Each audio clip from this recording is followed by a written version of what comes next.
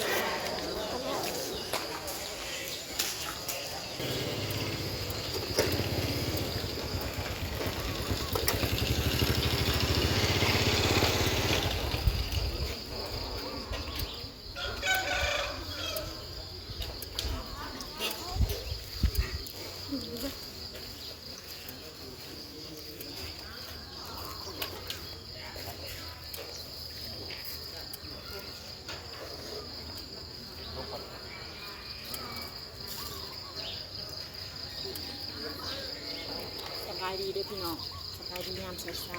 ๆมีวันศิลวันขาค่ะลงมาใส่บาตรถ้าเขาลงมาพอให้น้องไปเจอลงมาส่งมาบอลมา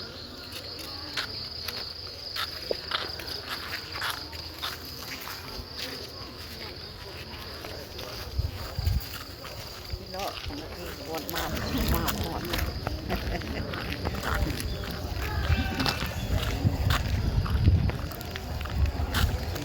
ไปหนังโซนทางหลัง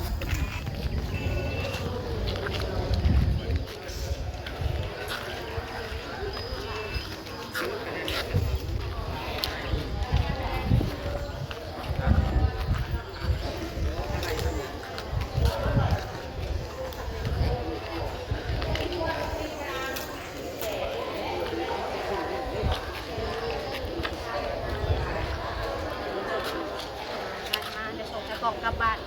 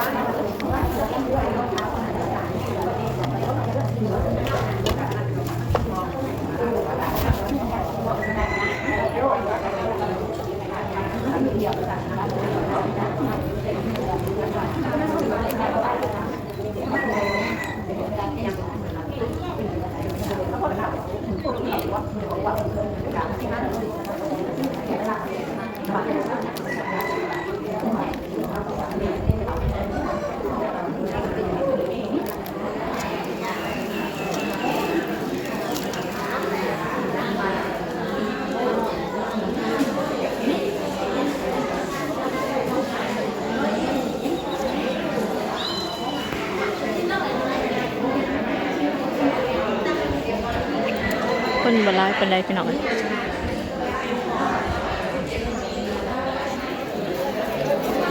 โอ้แม่แก้วก็ลงมาเพื่อมันจับกล่องให้ลูกสาว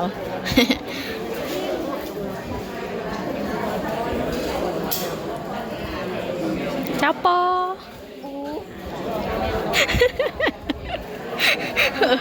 อดิปอดิปอยิ้มจากกล่องหายังว่าวยัง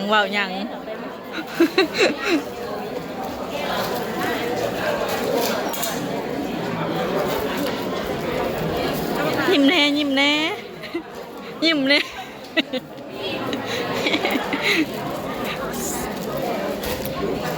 ยิ้มนั่นนั่นละวะ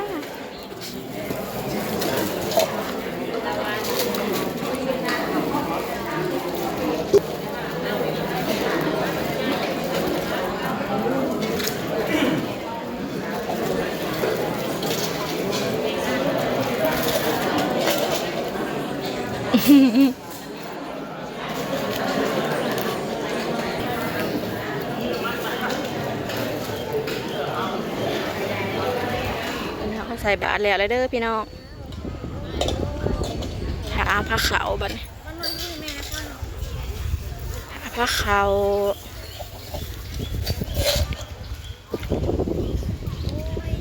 บรรยาก าศดีพี่น้องลมพัดเย็นวอยอยู่แคมป์ของแม่คนนี้มันเก่าเกินมาไปก็ดึงออกลูกเอาได้ไปเลยแม่เอาออกให้มึงออกว่าในตอนนั้นถ่ายบ่ให้ใส่เกลือนะให้ใส่เกลือแล้วก็เงยเด้อว่าสั่นให้รักเกลือไทยให้ใส่เกือบกระเถือกให้ใส่เกลือเบิดใครจะห้ามีเกือบคู่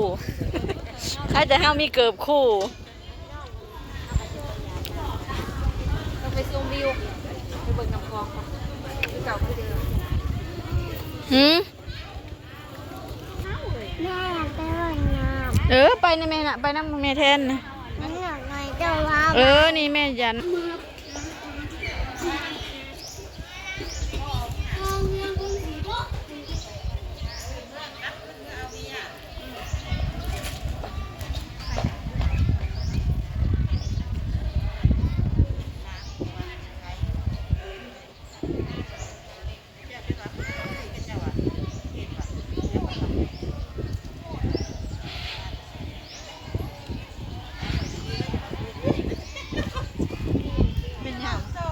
ไม่ยัง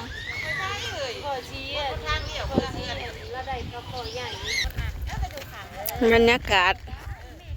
น้ำคลองก็ลดลงเลยพี่น้องเอ้ยลมคักบกลงบักหลายๆเดี๋ยวกี้พูมันขึ้นสังเกตเบิ่งขี้เหงื่อขยะขึ้นหอดปุ่นเลยพี่น้องบกลงเลยนั่นไงมันนอนค่ะมันบกเลยบัดนี้